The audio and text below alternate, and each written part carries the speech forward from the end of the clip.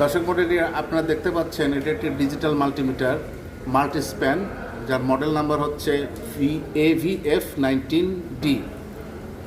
এখন আপনাদের দেখাই কানেকশন ডায়াগ্রাম।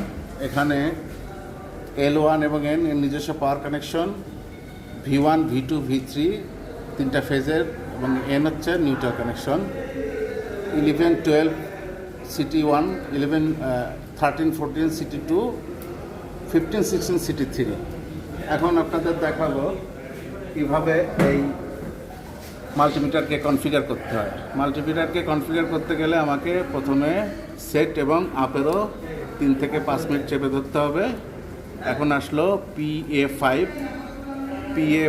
এর আমি এর কোড 19, যেহেতু এর মডেল নাম্বার 19, আমি 19 দিব।